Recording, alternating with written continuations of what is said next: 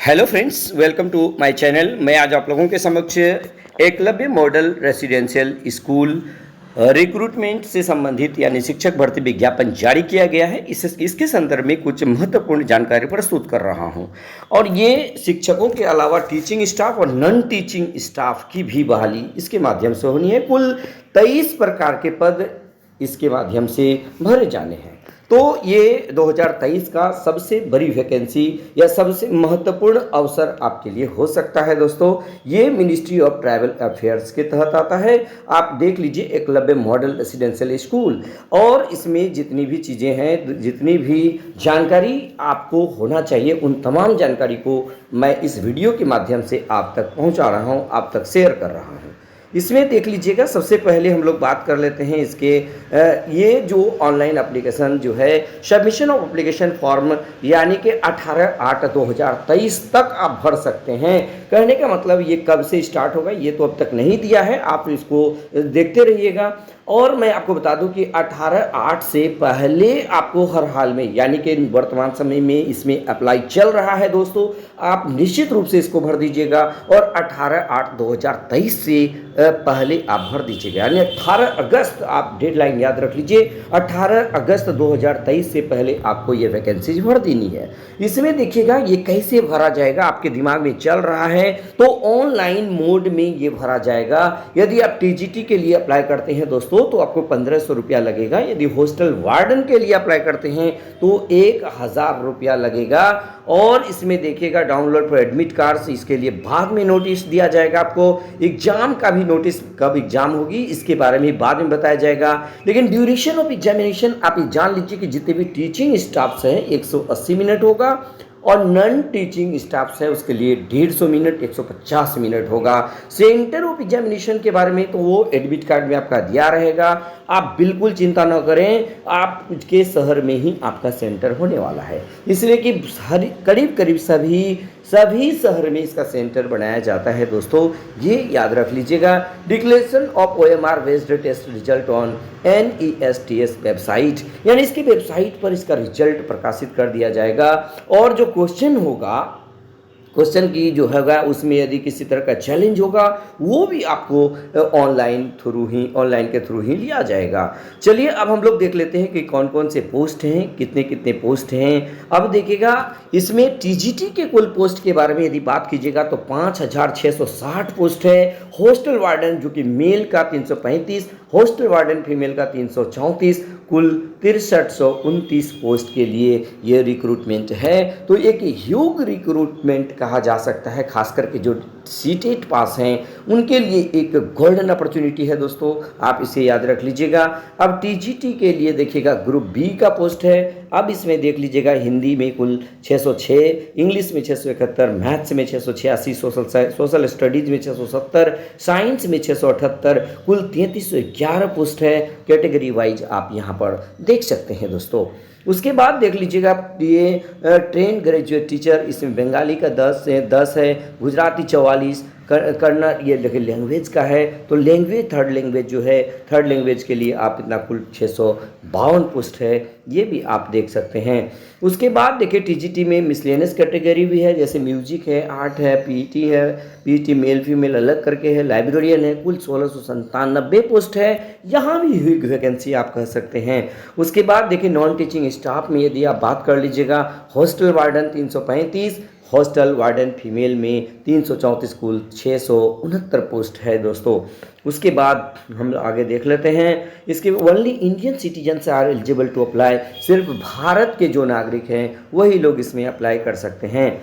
उसके बाद हम लोग आगे भी देख लेते हैं। अब जैसे देखिएगा ट्रेन ग्रेजुएट टीचर का लेवल क्या है, यानी कि जो टीजीटी पोस्ट है वो लेवल 7 का पोस्ट है, यानी बेसिक होगा आपका 44,900, और जो अदर टीजीटी मिसलेनियस पोस्ट है उसके लिए लेवल 6 यानी 35,400 जो होगा उसका मूल वेतन होगा।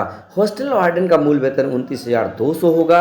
और मोड ऑफ एग्जामिनेशन जो होगा दोस्तों will be conducted OMR based, यानी पेन पेपर मोड, यानी ऑनलाइन एग्जाम नहीं होगा, OMR पर एग्ज़ाम होगा दोस्तों। चॉइस ऑफ मीडियम एग्ज़ाम या क्वेश्चन पेपर के बारे में यदि देखिएगा, medium of examination will be both Hindi and English. However in case of TGT miscellaneous category teacher and hostel warden the language competency test in part 6 will be conducted in regional languages, यानी कि जो है कुछ part है जो आपको regional language में भी लिया जाएगा। अब एग्जाम पैटर्न के बारे में बात कर लेते हैं दोस्तों। एग्जाम पैटर्न आखिर क्या होगा, इसमें देखिएगा टीजीटी के लिए एग्जाम ऑब्जेक्टिव टाइप होगा, 120 मार्क्स का होगा। लैंग्वेज कॉम्पिटेंसी यानी कि टेस्ट जो होगा वो 30 मार्क्स का होगा। उसके बाद देखिएगा इसमें क्या क्या रहेगा। जनरल अवेयरनेस से 10 क्वेश्चन 10 नंबर का होगा। रीजनिंग 10 क्वेश्चन 10 नंबर का होगा। नॉलेज ऑफ आईसीटी ये 10 नंबर 10 क्वेश्चन होगा।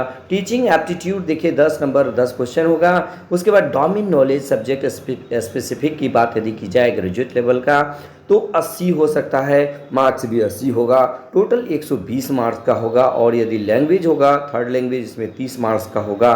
तो इस प्रकार जो है इसका सिलेबस भी आप देख पा रहे हैं। हॉस्टल वार्डन का भी सिलेबस जनरल अवेयरनेस में 10 जनरल अवेयरनेस होगा, 10 नंबर का होगा। उसके बाद देखिए रीजनिंग एबिलिटी 20 होगा, 20 नंबर का होगा। नॉलेज ऑफ आईसीटी 20 होगा, 20 नंबर का होगा। Knowledge of POCSO and other children इसके लिए सेफ्टी के बारे में होगा, तो पोस्को एक्ट के बारे में आप जाने ही हैं। तो 10 क्वेश्चन 10 मार्क्स का होगा।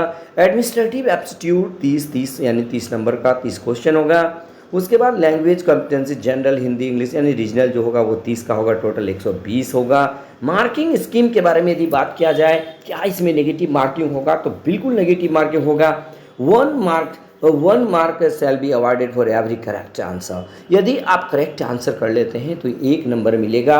यदि आप आंसर गलत कर लेते हैं दोस्तों तो 1/4 कट जाएगा, यानी 0.25 ये कट जाएगा। कहने का मतलब 1/4 इसका नेगेटिव मार्किंग है।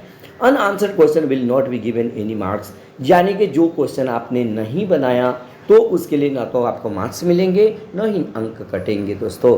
तो इस प्रकार जो है ये आपको बिल्कुल समझ में आ गया होगा। Important note for multiple choice questions. To answer a question, the candidates need to mark only one option or OMR sheet corresponding in the correct answer.